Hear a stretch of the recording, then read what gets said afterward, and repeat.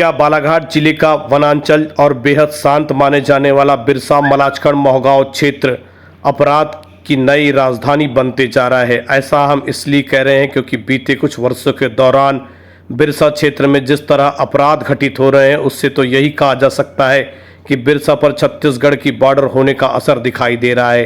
हालांकि हमारी मंशा किसी को बदनाम करने की नहीं, लेकिन जिस तरह से यहाँ पर अपराध घटित हो रहे हैं, उससे यही कहा जा सकता है कि बिरसा कुछ कम समय में बहुत अधिक हाईलाइट हो रहा है। दरअसल बिरसा क्षेत्र के माटे गांव में बीते मई महीने के दौरान ही एक बुजुर्ग महिला पुनियाबाई मरकाम का शव उसके घर के कुएं में संदिग्ध अवस्था में मिलता है।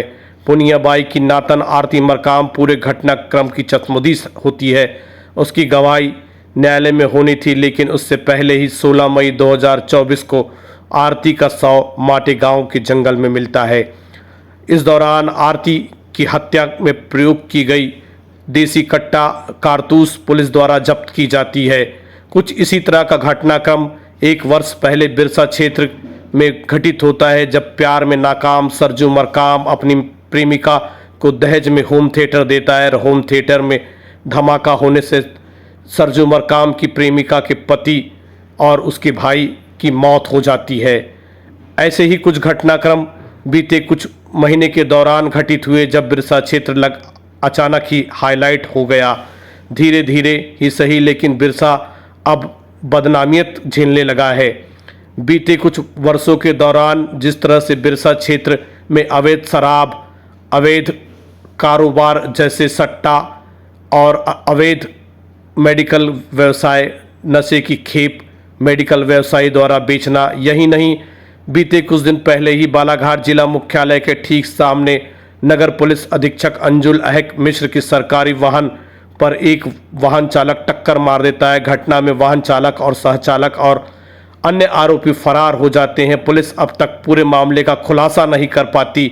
इस मामले में भी जानकारी यही मिलती है कि इस पूरे घटनाक्रम का कनेक्शन बिरसा मलाजखंड से था, इसलिए पुलिस इतनी शांत है। सवाल तो यहाँ खड़ा हो रहा है कि आरती मरकाम की हत्या के लिए उपयोग की गई देसी कट्टा और कारतूस कहाँ से आए। सवाल यह भी खड़ा हो रहा है कि सरजू मरकाम द्वारा अपनी प्रेमिका को दहेज में दिए गए होम थिएटर में लगाए गए अमोनिया की इतनी बड़ी खेप कहाँ से आई। हालांकि छत्तीसगढ़ और मध्य प्रदेश की पुलिस इस मामले में खामोश हो गई। आरोपी को विभिन्न धाराओं के तहत गिरफ्तार कर लिया गया और मान लिया गया कि उसके द्वारा यह कृत्य अपनी प्रेमिका से बदला लेने के लिए किया गया है। लेकिन क्या सरजू मरकाम का कनेक्शन किसी और से था?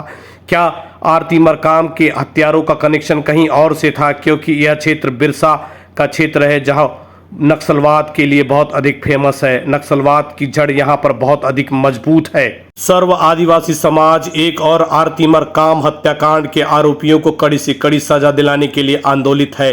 वहीं दूसरी ओर देखना यह है कि पुलिस द्वारा भले ही छत्तीसगढ़ के मामले को मानते हुए सरजू मरकाम पर कोई कार्रवाई नहीं की, लेकिन आरती मरकाम के हत्यारों के पास देसी कट्टा और कारतूस कैसे आया, इस मामले की जांच करती है या इसे भी एक घटनाक्रम मानकर शांत बैठ जाती है। इसी तरह हमारी हर अपडेट खबर देखने के लिए न्यूज़ को करें लाइक, शेयर, कमेंट्स और चैनल को सब्सक्राइब करना ना भूलें और इसी तरह हमारे साथ बने रहे पूरी तरह से अपडेट।